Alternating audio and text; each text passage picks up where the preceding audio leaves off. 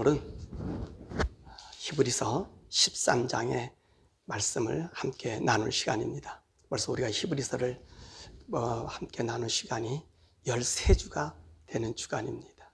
히브리서는 히브리 사람들에게 이 예수의 복음을 알려주는 말씀입니다. 그래서 이 히브리서를 통해서 이 유대인들에게 율법의 행위가 아닌 우리가 믿음으로 사는 것에 대한 말씀을 해주고 있습니다. 그래서 이 믿음이 우리 예수님이다. 예수님만이 우리 구약에 있는 모든 말씀을 다 정리하는 것이고 완성시키는 분이시고 그분이 바로 예수님이시다. 우리의 믿음이다. 그런 얘기를 하고 있는 것입니다. 그래서 우리 오늘 히브리서 13장은 이 믿음의 사람들이 이 세상에서 어떻게 생활해야 하는가를 우리에게 결론적으로 말씀해 주고 있습니다. 우리 신약 성경의 서신을 보면 대부분 거의 같은 맥락으로 우리 성도들을 권면합니다. 이 세상에서 너희들은 어떻게 살아야 될까라는 말씀을 하죠. 왜 그러냐면은 우리는 구약의 말씀의 삶을 사는 게 아니에요. 구약의 법으로 사는 것이 아니에요.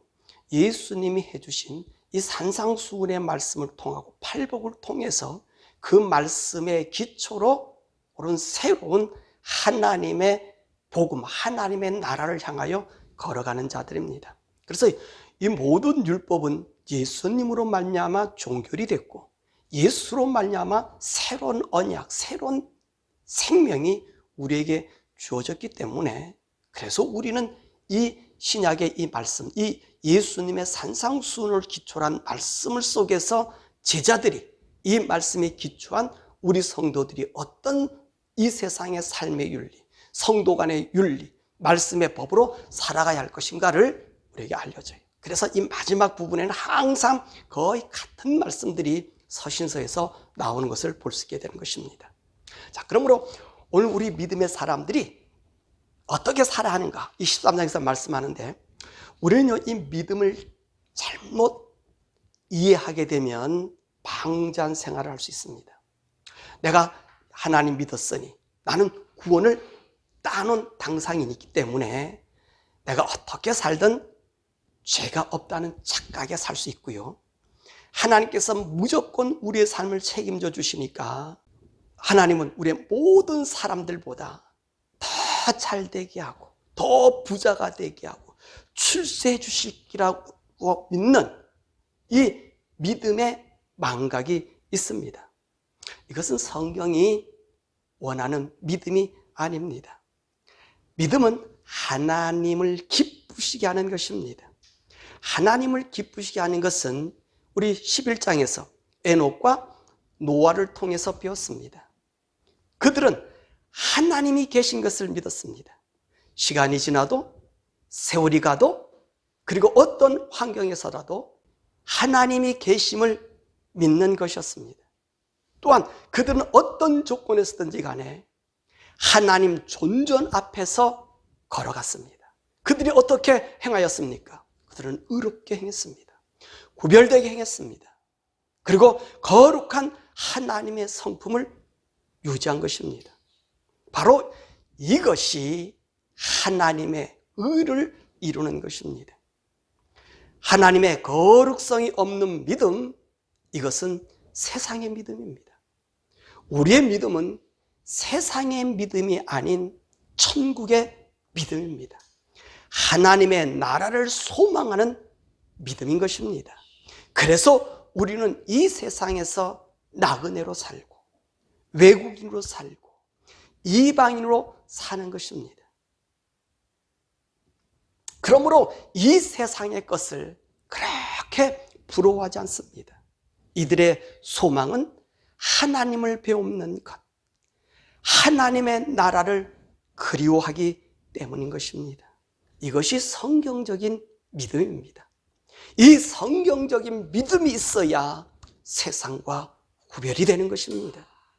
오늘날 우리의 믿음은 세상의 믿음과 혼합되어서 하나님을 믿는 것이 아니라 세상을 믿는 것입니다.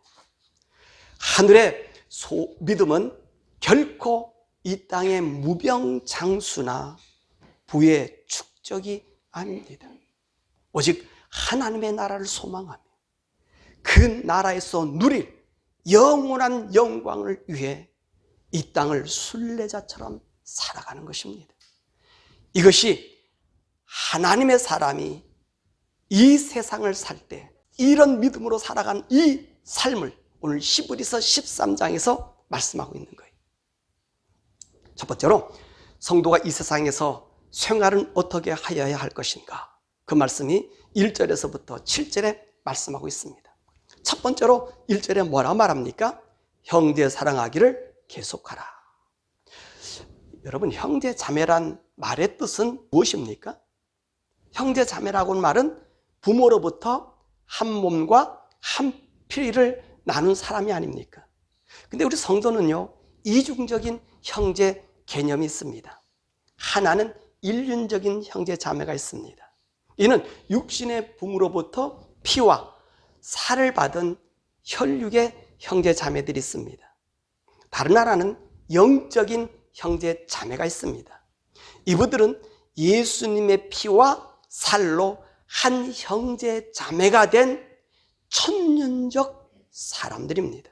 즉 예수님을 구주로 영접된 사람들입니다. 예수님이 자신의 구주로 영접되지 않은 사람은 예수님의 피와 살을 받은 사람들이 아닌 것입니다.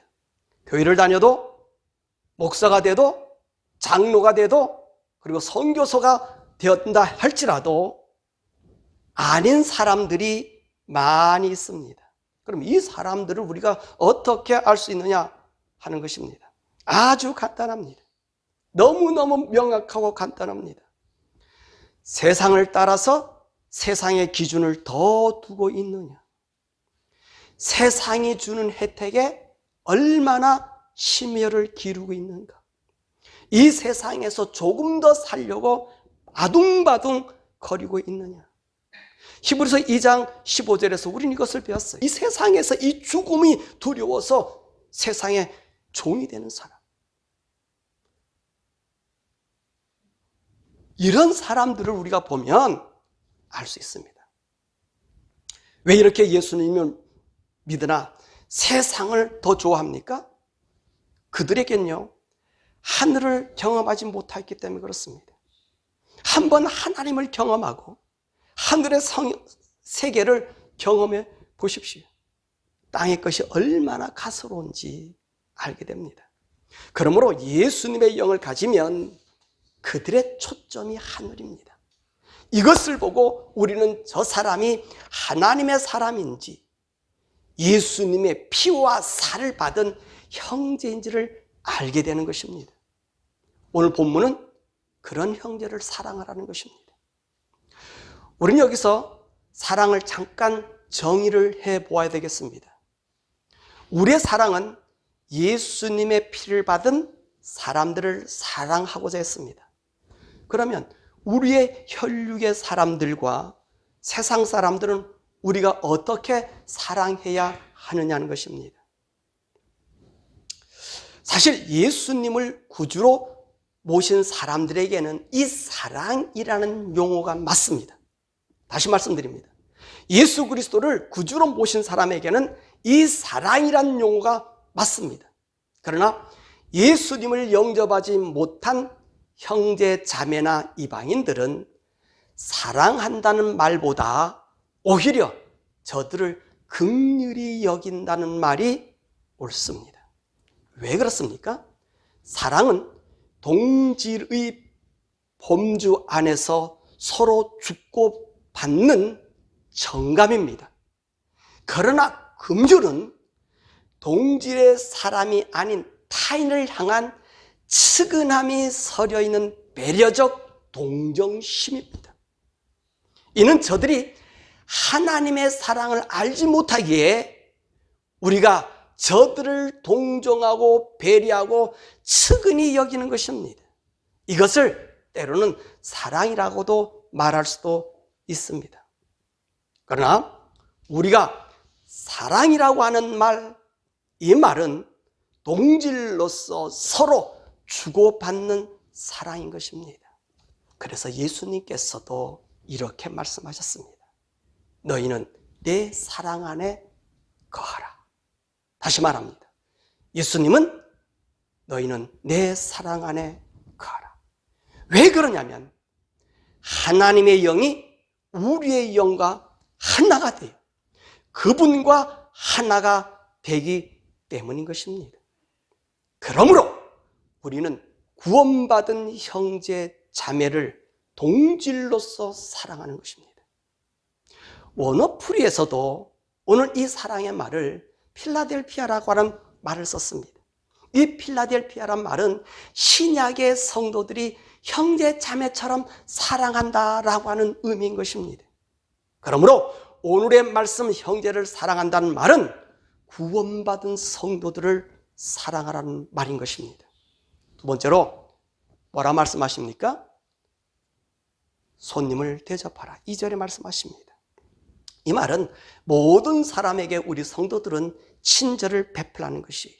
그 비유로 바로 아브라함을 들고 있습니다. 아브라함이 길 가는 나그네를 모셔드려서 대접합니다. 그랬더니 그분들이 바로 하나님과 천사들이었습니다. 이처럼 성도는 사람들에게 친절을 베풀어야 합니다. 이 친절은 후이지요. 왜 그렇게 해야 되지요? 보세요. 아브라함은 가나안 땅이라는 곳에 이방인으로 살고 있었습니다. 그런데 이 가나안 땅에는 7 족속이 이미도 살고 있는 곳이었습니다. 하나님은 이 땅을 아브라함과 그 자손에게 주신다고 약속했습니다. 그러나 지금 아브라함이 도착했을 때 주신다고 하는 그 땅은 지금 가나안의 7 족속이 거주하는 땅입니다. 그 땅의 원주인은 바로 이 가나안 7 족속이란 말씀입니다. 그러므로 지금 아브라함이 그 속에 들어간 것은 주인으로 들어가는 것이 아니라 거류민으로, 나그네로, 그리고 외국인으로 들어간 것입니다. 이처럼 우리 성도는 이 세상에서 이방인으로 사는 아브라함과 같은 것이, 왜냐하면 이 모든 만물은 다 하나님의 것이고 우리가 그것을 차지하는 우리들이지만 이 땅에 주인 행세를 하고 있는 것은 이방 사람들이고 마귀의 세력들입니다. 그래서 우리 성도들은요, 이 땅에 살면서 이방인으로 살기 때문에 아브라함의 본을 받아서 우리가 모든 사람에게 친절을 하게 대해주는 거예요. 우리가 이방인들에게 잘해주는 것은 목적이 있습니다.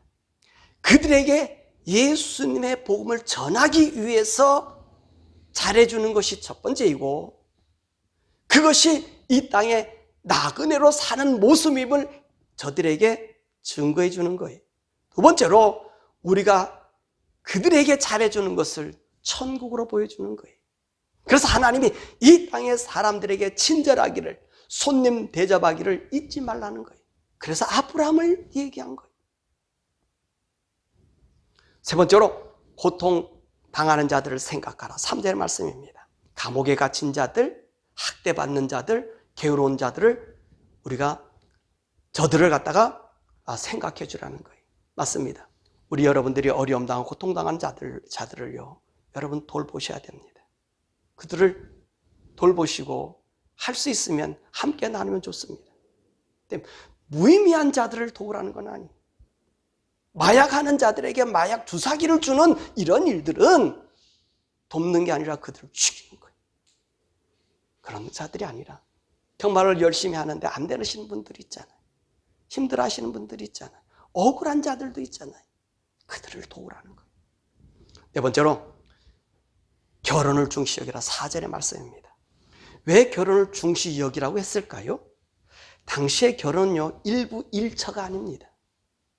초대교회들이고 이 세상요, 이 일부 일처의 개념이 아니에요. 여러분, 아담이 범죄하고 가인이 이 세상을 지배하는 이 시대부터요, 그의 5대 손인 라멕에는요, 이 일부 일체의 개념이 성경에서 깨져버렸어요. 라멕은요, 벌써 2명의 아내를 두고 있음을 기록하고 있습니다. 그러나 하나님의 계통의 사람은 일부 일처입니다. 일부 일처가 하나님의 사람들의 개념이에요. 그래서 예수님께서도 말씀하셨잖아요. 하나님이 짝 주신 것을 너희가 나눌 수 없다라고 주님이 도장을 찍은 거예요. 그 사람이 물었어요. 율법에는 왜 모세가 이연중서를 써서 주라 그랬는데 왜 안 됩니까? 그건 너희가 악하기 때문에 했지만 이제는 안 된다라고 선을 그은 거예요. 안 된다고 선을 그은 거예요. 그러므로 신약 성도에는요, 이혼이나 축척 두는 일을 금하고 있는 거예요. 그러나 세상은 그렇지 않아요. 그래서 하나님은 혼인을 어떻게 여기라? 귀히 여기라 한 것입니다. 더욱이 혼인은요, 남자와 여자와의 결혼이지요. 동성이 결혼하는 것은 죄악입니다. 다시 말합니다. 동성이 결혼하는 것은 죄악입니다. 동성 결혼은 하나님을 부인하고 하나님의 질서를 파괴하며 인간의 파멸로 몰아가고, 이 인간의 파멸로 몰아가는 사단의 전략입니다. 이 동성 결혼을 인정하고 동성애자를 목회자로 세우는, 그것이 하나님의 사랑이라고 포장하는 교회나 교단은 그들이 비록 하나님의 이름으로 선교를 하고 구제를 하고 수많은 좋은 기관을 세워서 사람들을 돕고 그런다 해도 그것은 하나님의 일이 아닙니다. 하나님을 빙자한 사단의 하수인으로 사단의 일을 하는 것뿐입니다. 그래서 저는 동성연애자 옹호하는 교회나 그 교단에 가입된 자들을 나오라고 하는 것입니다. 그들이 아무리 예수님의 사랑을 외쳐도, 구원을 외쳐도 하나님의 근본을 버린 것이므로 복음일 수 없고 구원의 선교일 수 없는 것입니다. 보십시오. 초대교회는요, 일부 일차만을 주장했는데 어찌 동성 결혼이 인정될 수 있습니까? 또 이렇게 말할 수도 있을 거예요. 저들을 하나님의 사람으로 만들어야 하는데 이렇게 해서라도 구원하면 되지 않겠습니까? 아주 그럴듯합니다. 이것은요, 사람을 죽여놓고 죽은 사람에게 구원을 전하는 것과 똑같습니다. 그런 원리예요. 우리의 구원은 죄를 알게 하고 죄에서 돌아서게 하는 것입니다. 죄를 말하지 않고 어떻게 죄를 회개할 수 있고 하나님의 용서하심을 알 수 있겠습니까? 동성애를 인정하는 자들은 그것이 죄가 아니라고 인정하기 때문에 동성애 결혼을 인정하는 것입니다. 그래서 하나님을 모독하는 것이에요. 한국의 차별금지법을 지지하는 목사나 교단이나 단체들은 그들이 아무리 큰 교회를 가지고 있고 선한 일을 하고 있고 사람들을 이롭게 한다 해도 제가 선언합니다. 사단의 전도자일 뿐인 것입니다. 그들은 하나님의 종이 아닙니다. 이것을 우리 한국 성도들이 명심하십시오. 또한 미국에 있는 대다수 교단들이 이것을 인정하고 있습니다. 세계 수많은 교단들이 또한 그렇게 인정하고 있습니다.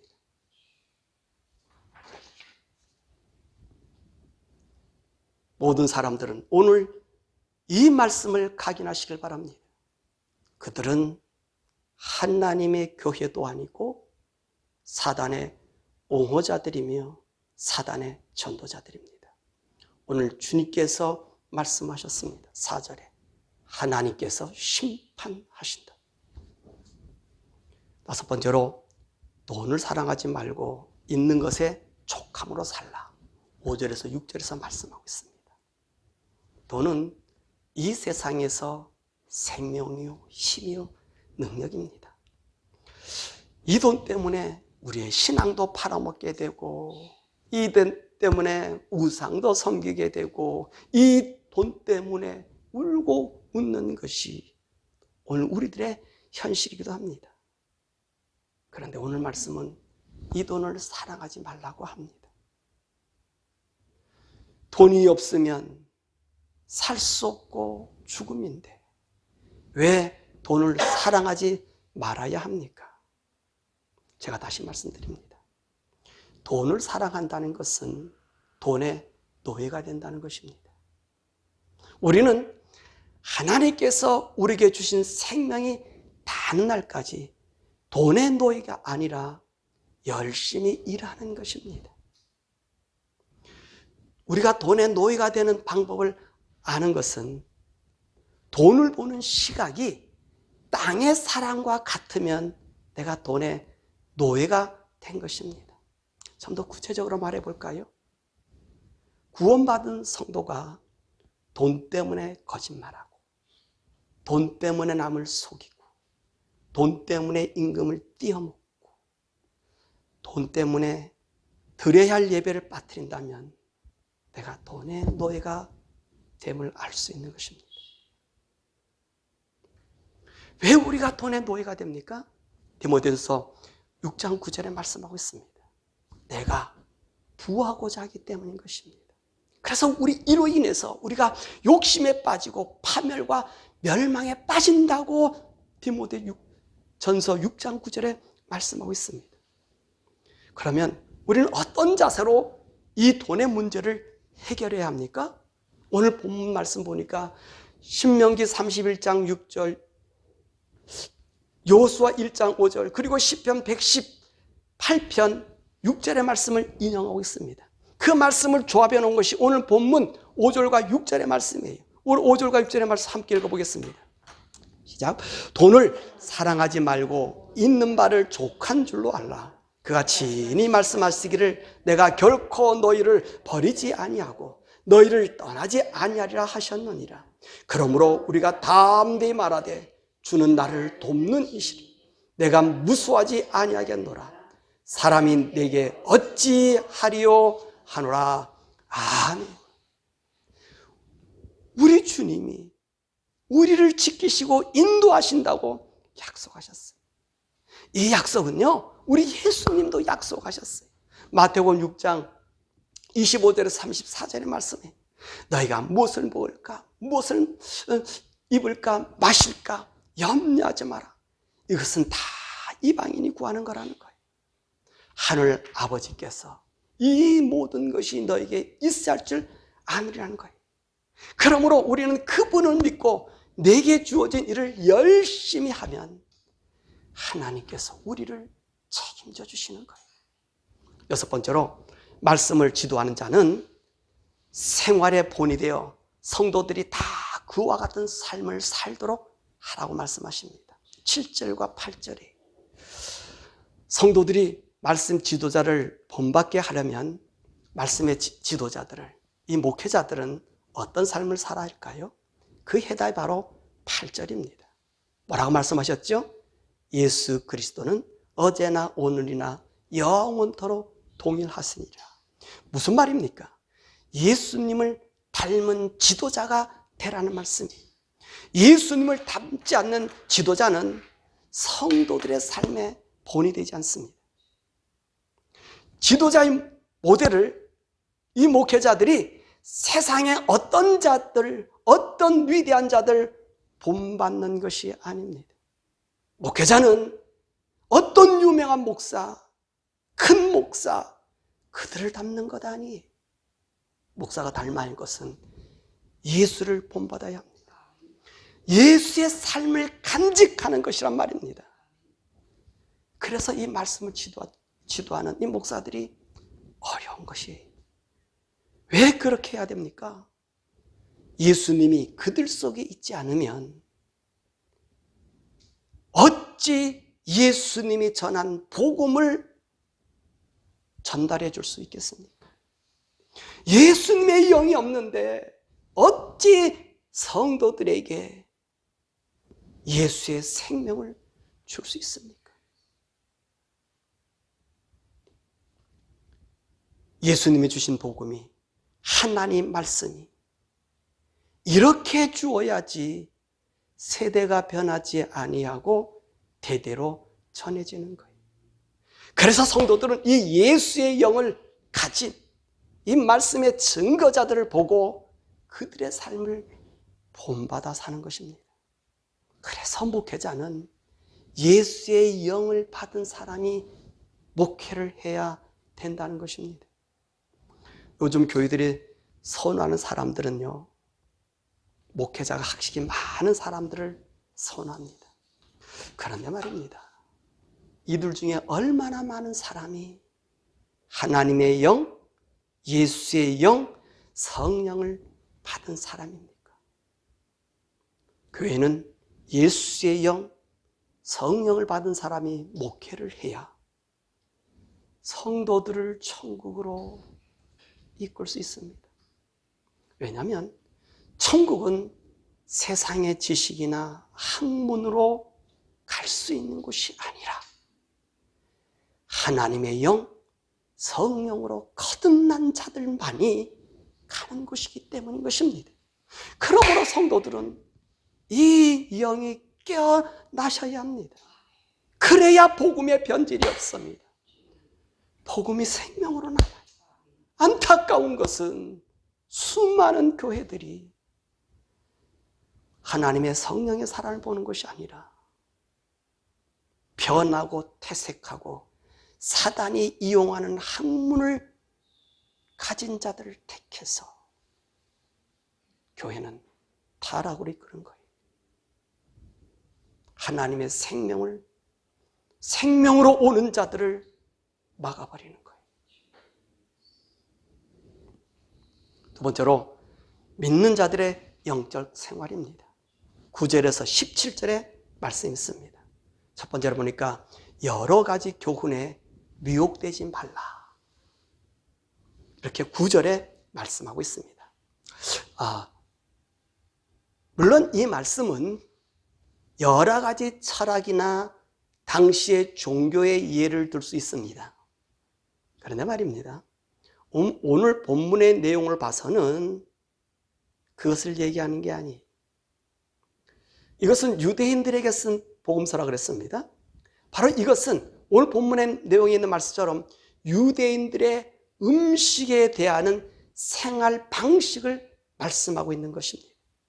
자, 이 유대인들은 소위 부정한 음식과 정한 음식을 구별합니다. 정한 음식을 먹되 부정한 음식을 먹지 말라는 말씀이에요. 오늘 본문의 말씀은 이것을 쾌념하지 말라, 이런 교훈을 받아들이지 마라, 이런 교훈에 미혹되지 마라 라는 말씀입니다. 그렇습니다. 우리는 모든 음식을 다 먹을 수 있습니다. 신약시대에는 모든 음식이 다 정합니다. 돼지고기 먹어도 되고, 비늘 없는 오징어도 먹어도 되고, 낙지도 먹어도 되고, 문어도 먹어도 되고, 장어도 먹어도 되고, 그리고요, 뱀도 먹어도 돼요.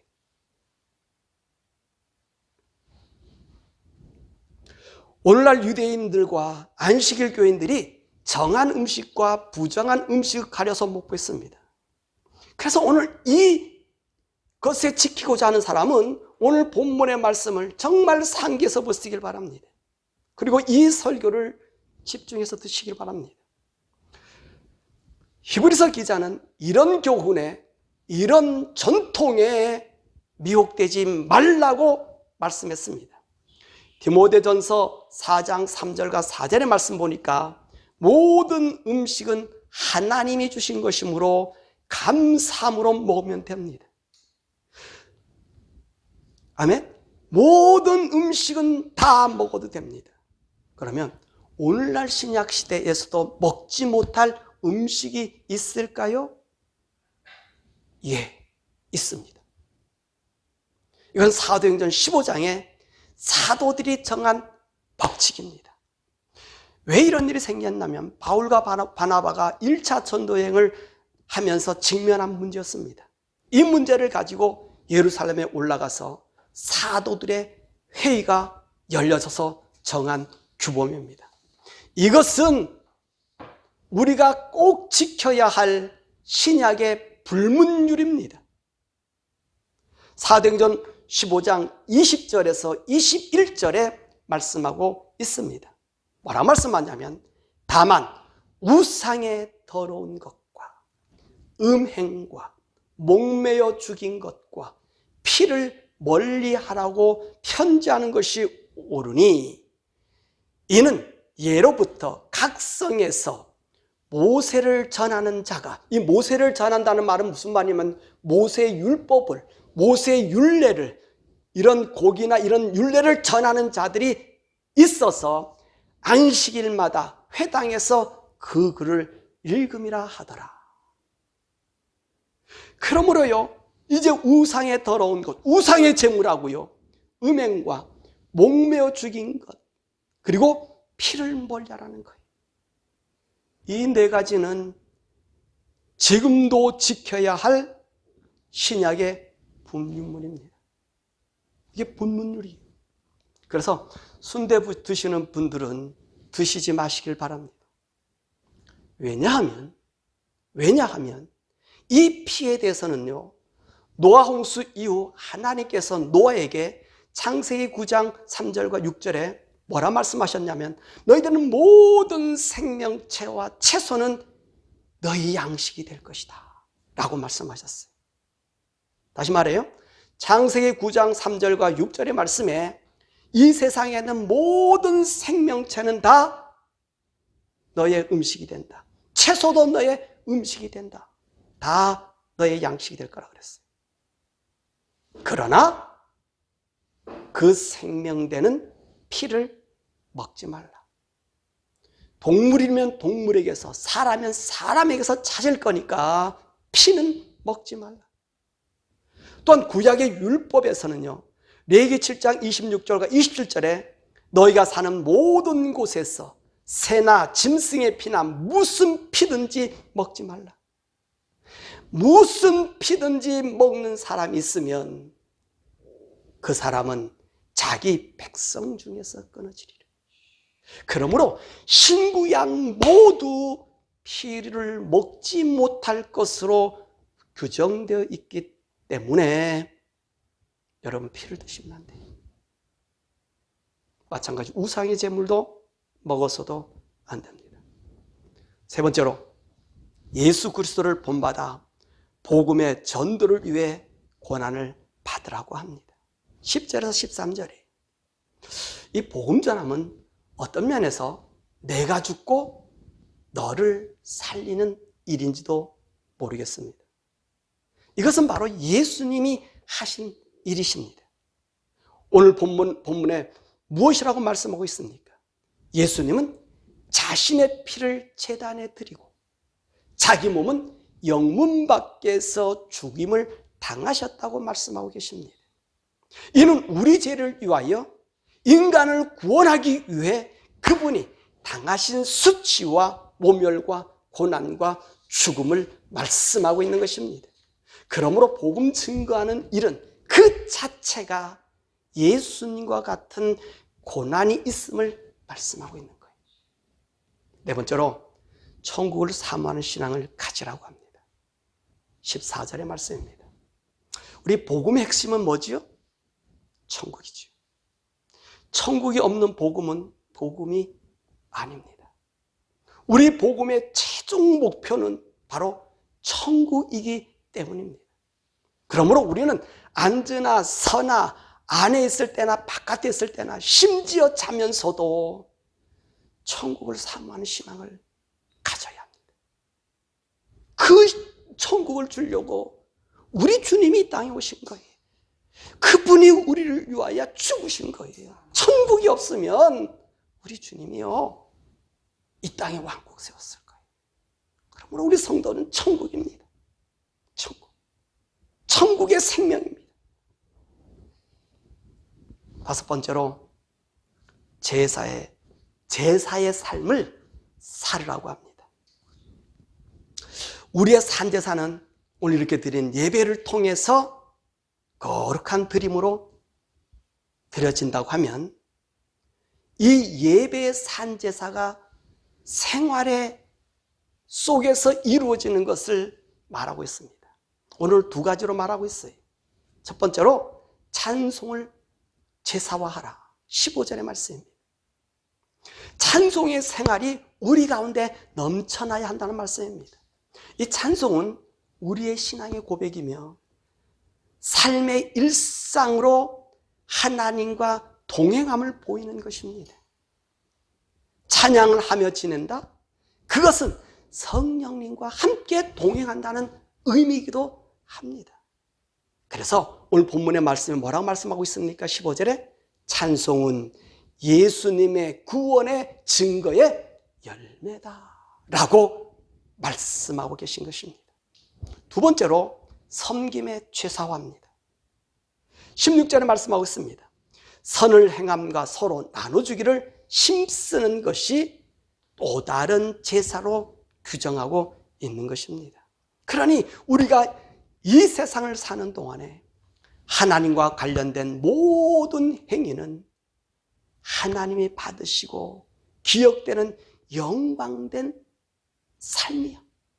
이렇게 찬송과 섬김의 제사가 하나님의 나라에 저축하는 일임을 기억하시기를 바랍니다. 여섯 번째로 목회자를 위한 태도입니다. 17절에서 19절입니다. 여기는 두 가지로 말씀하고 있습니다. 첫 번째로 인도자에게 순복하며 그의 생활을 도와 영적 지도를 하는데 지장이 없게 하라고 합니다. 그러니까 목회자들에게 생활의 삶을 도와주라고 말씀하고 있습니다. 그런데 말입니다. 제가 목사로서 하는 얘기인데 성도들이 깨어나야 합니다. 여러분들이 어떤 자들을 목회자로 섬겨야 할 것인가? 우리를 천국으로 인도할 목회자들을 섬겨야 되지 않겠습니까? 마귀의 종을 섬기는 것은 하나님의 일이 아니라 사단의 일입니다. 우리가 위에서 말씀을 배웠지요. 어떤 목회자, 어떤 부분에 대한 그 부분에 대한 이야기를 우리가 배웠습니다. 누가 사탄의 일을 하고 있는지를 우리가 배웠습니다. 우리 설교에서 보면 그런 사단의 일을 하는 그런 모습에 대한 이야기가 우리 설교에 있습니다. 이 말씀을 생각해 보십시오. 어떤 목회자인지 그 답을 알 수 있습니다. 목회자는 축사자가 아닙니다.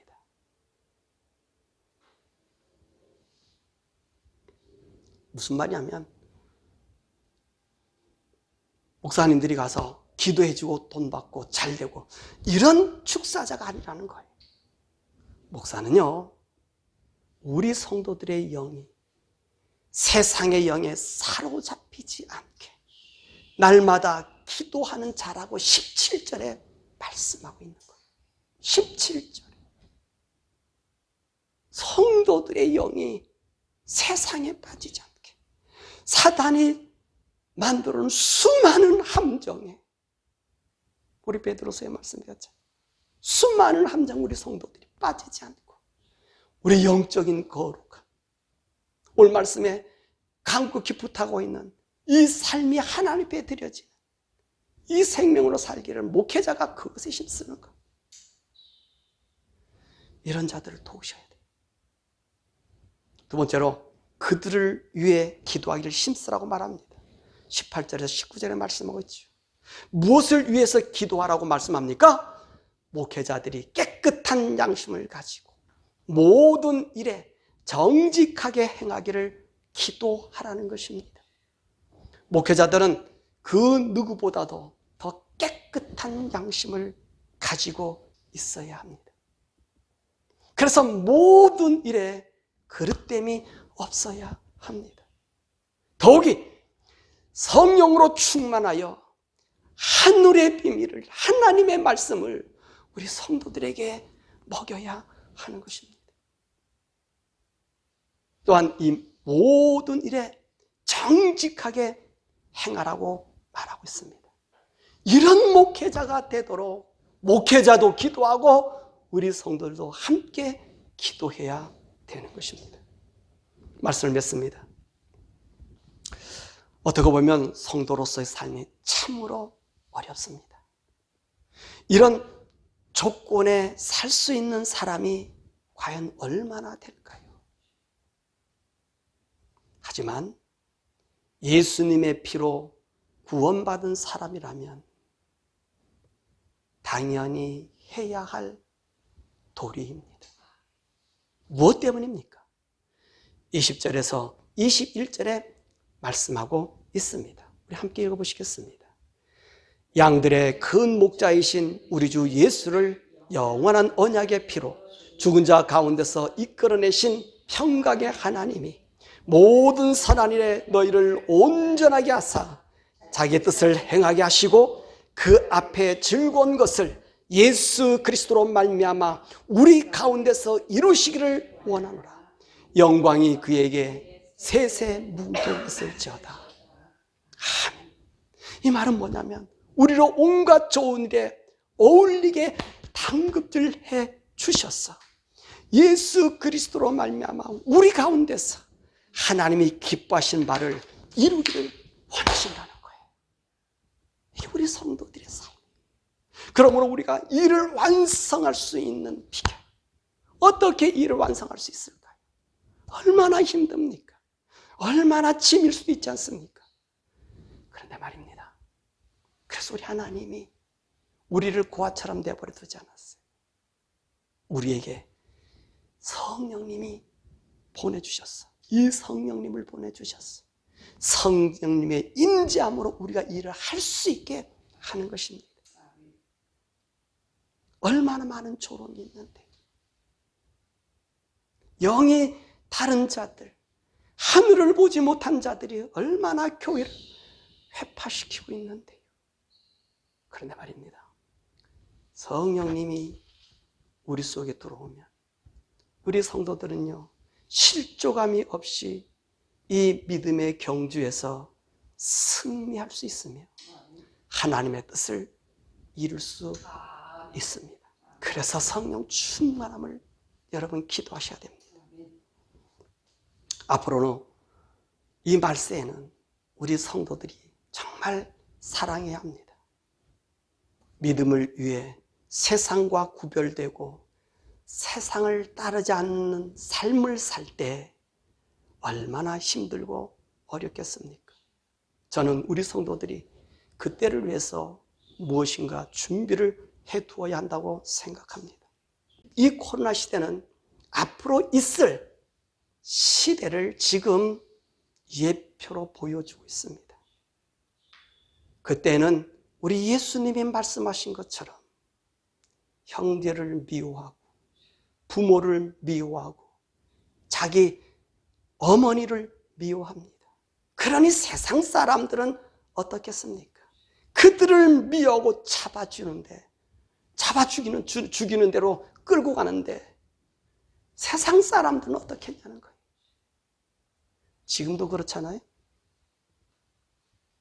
코로나 백신 주사를 안 맞으면 교회를 못 오게 한다고 하는 이 일이 한국에서 벌어지고 있어요. 앞으로는 더 합니다. 앞으로는 더 하단 말이에요. 하늘의 세계가 없으니 조금 더 살겠다고 코로나를 핑계로 성도들을 핍박하는 거예요. 이들 우리 형제 자매들, 하늘의 식구들을 도울 수 있는 준비를 우리는 해야 합니다. 그래서 우리 구원받은 성도들이 주님 재림하시는 날 손에 손잡고 예수님의 구속의 은혜를 찬양하며 우리 주님을 맞이하기를 정말로 간절히 축원합니다.